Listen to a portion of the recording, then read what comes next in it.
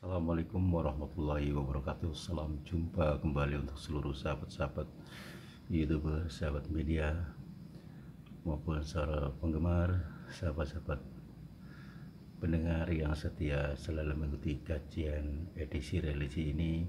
Saya pribadi Bung Jepri yang mempunyai channel Ayah Sadam kembali lagi untuk Anda. Kali ini saya akan membacakan salah satu atensi yang masuk di WA kami yang ada di deskripsi, bahwasanya saudara saudara Fatullah yang ada di kota Bandung, beliau menyampaikan mohon dijelaskan dengan adanya pembelajaran dasar mengenai kepekaan mata batin, dan apakah ada hubungan dengan Asmaul Husna amalannya, dan mohon dijelaskan pula tentang masalah bambu runcing di saat zamannya Indonesia zaman penjajahan. Terima kasih atas dimuatnya atensi saya, Bung Jepri. Wassalam. Waalaikumsalam warahmatullahi wabarakatuh. Untuk saudara Fatullah yang ada di kota Bandung, terima kasih atas atensi Anda yang masuk di WA kami, bahwasanya Anda minta dijelaskan dengan masalah pembelajaran dasar tentang mata batinnya, dan Anda bertanya kembali apa hubungannya dengan amalan-amalan dengan Asmaul Husna, dan termasuk hubungannya dengan masalah bambu runcing di zaman Indonesia zaman penjajahan ya. Saya akan menyapa untuk seluruh para pendengar, para penggemar di seluruh tanah air Indonesia maupun di luar negeri sana. Doaku selalu menyertai Anda semua. Mudah-mudahan yang sakit disegerakan Allah mengangkat penyakitnya, dan yang sedang kesulitan Allah mensegerakan diberi kemudahan, dan yang punya hajat juga disegerakan Allah memudahkan dikabulnya hajatnya ya. Dan harapan saya Anda semuanya tetap dalam perlindungan Allah Subhanahu wa Ta'ala, dan bahagia bersama keluarga selamat dunia akhirat. Saya akan menjelaskan satu persatu untuk saudara Fatullah, bahwasanya pembelajaran dasar yaitu tentang masalah kepekaan mata batin perlu diingat ya, semuanya bisa dipelajari. Dasarnya adalah ada di sini ya, di hati kita, bersih hati ya. Jadi kalau zaman terdahulu orang lebih baik mengasingkan diri. Kenapa?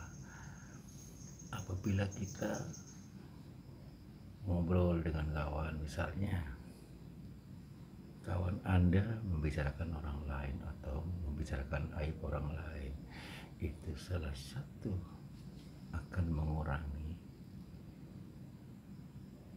daripada kefasihan atau kekhusyuan Anda dalam mempelajari ilmu dasar mata batin.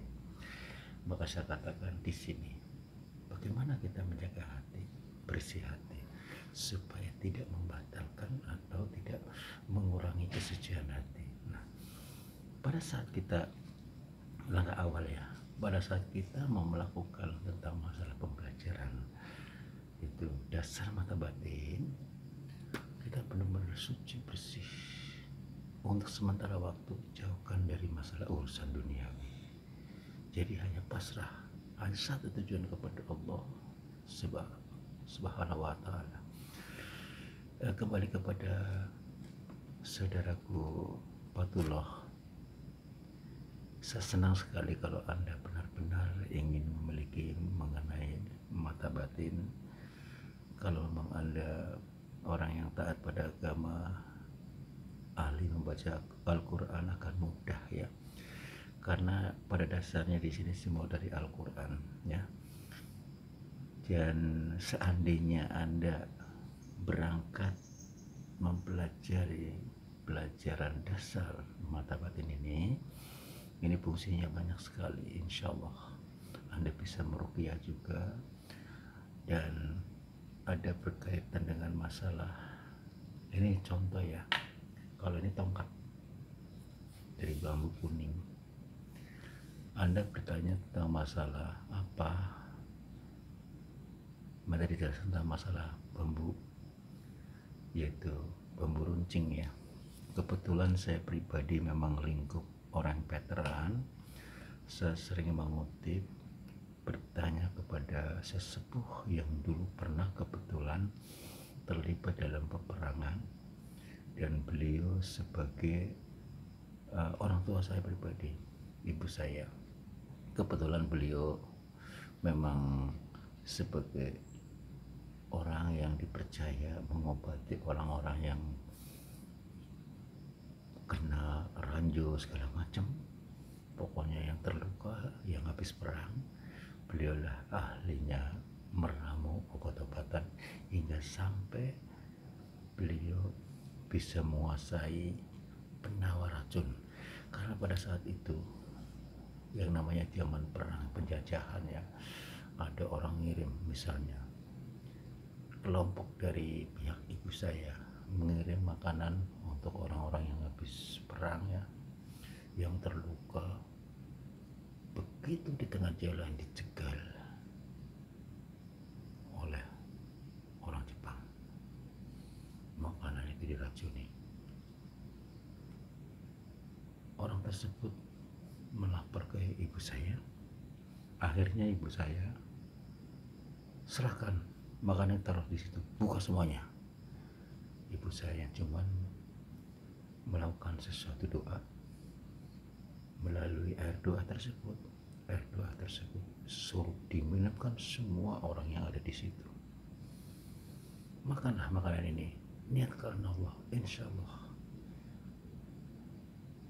apapun yang diberikan racun oleh musuh, Allah sudah menawarkan menjadi nasi yang utuh, menjadi sajian yang aman.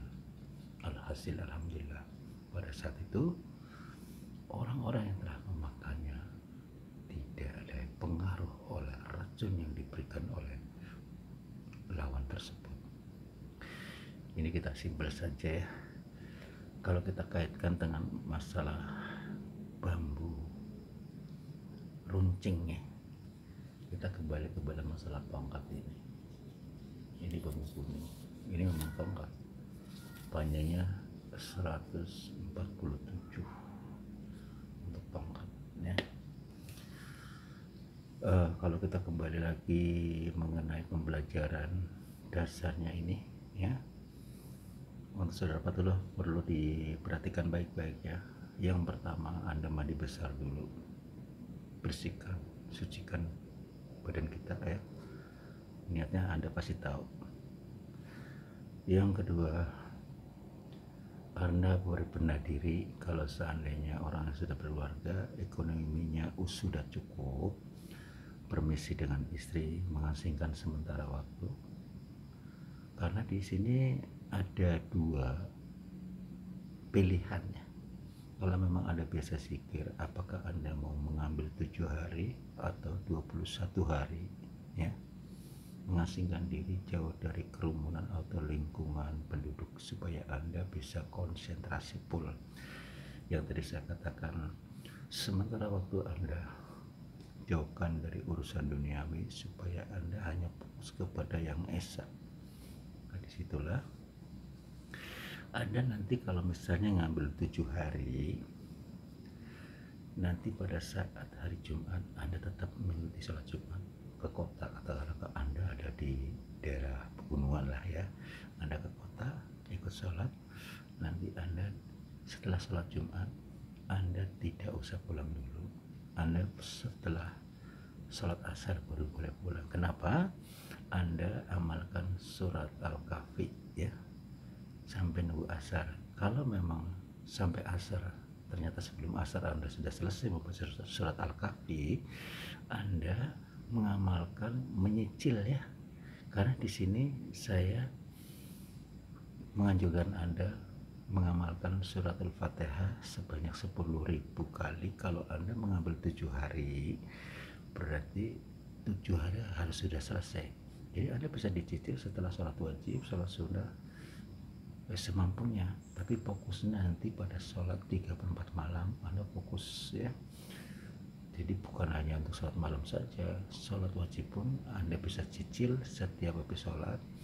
Terserah Anda kemampuannya berapa kali, nanti fokusnya pada sholat 3/4 malam atau tahajud ya. Nanti amalnya untuk amalan ya, maksudnya untuk zikiran surat Al-Fatihah 10.000 kali dicicil hingga sampai 7 hari. Kalau mau mengambil yang 7 hari, kalau mau 21 hari ya sampai 7 hari, itu 21 hari ya. Yang kedua adalah yaitu surat Al-Kahfi 3 kali ya, di ayat 107 sampai ayat 110.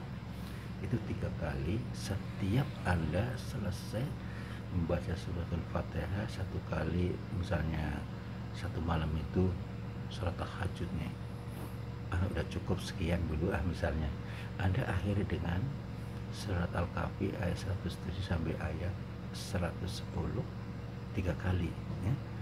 Dan Ar-Rahman Ar-Rahim Ar-Rahman Ar-Rahim ya sebanyak 113 ya. Nanti akan saya uraikan satu persatu apa maksudnya ya. Nah itu misalnya ambil 7 hari berarti selama 7 hari ya. Dan nanti yang pertama yang tadi saya katakan mendesak malam, misalnya 7 hari Anda zikirkan kemampuannya berapa setiap malam, yang penting 7 hari selesai surat Al-Fatihah 10.000 termasuk Al-Kahfi hanya sebagai penambahan 3 kali tetap ya, itu setiap mengakhiri surat Al-Fatihah. Dan Ar-Rahman Ar-Rahim 113. Dan nanti setelah selesai misalnya 7 hari Anda tawasul,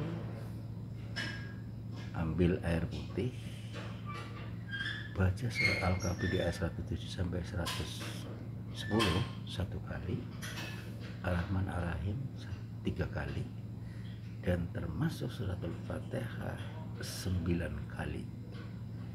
Dititipkan kepada air, Anda niatkan, ya Allah saya niatkan Engkau, alhasil alhamdulillah saya sudah mengamalkan surat Al-Fatihah dan yang lainnya, mudah-mudahan bermanfaat. Semoga hamba Engkau jaga terus hati hamba dan memiliki kepekaan mata batin dan bermanfaat untuk yang lain ya. Nah kalau kita kembali masalah ini ya, Anda melalui air pun nih tergantung niat Anda. Misalnya tujuan ini, ya Allah atas izinmu ini adalah ciptaanmu sebagai bambu kuning, semoga sebagai media bermanfaat untuk kemaslahatan banyak orang dan termasuk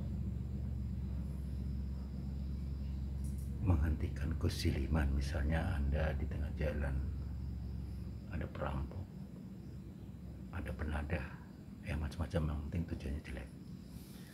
Anda misalnya kan memang suka dengan tongkat gitu, diniatkan dulu dari rumah melalui air doa atau langsung boleh baca Al-Kahfi yang tadi ayat 107 sampai 110 1 kali cukup, Ar-Rahman Ar-Rahim 3 kali, surat Al-Fatihah sekali. Ya Allah saya niatkan Engkau dengan melalui media tongkat ini, niatkan Engkau, mudah-mudahan bermanfaat. Begitu aja. Lantas dibaca dengan la ilaha illallah wahdahu la syarikalah lahul mulku wa lahul hamdu yuhyi wa yumiitu wa ala kulli syai'in qadir wa la haula wa la quwwata illa billahil aliyyil azim.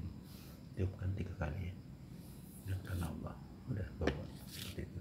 Begitu pula dengan bambu runcing zaman dulu, caranya sama, karena saya juga mengambil amalan ini dari almarhum orang tua yang telah mendahului pada zamannya saksi mata pertama pada zaman penjajahan. Mudah-mudahan bermanfaat untuk saudaraku Batullah ya, termasuk untuk seluruh para pendengar, para penggemar yang ada yang aktif mengikuti kajian ini. Mudah-mudahan apa yang saya sampaikan bermanfaat. Apabila ada kekurangan, kesehatan personal, dipersilakan Anda menghubungi saya melalui WA yang ada di deskripsi ya. Demikianlah untuk seluruh para pendengar, para penggemar, termasuk sahabat-sahabat yang setia mengikuti kajian ini.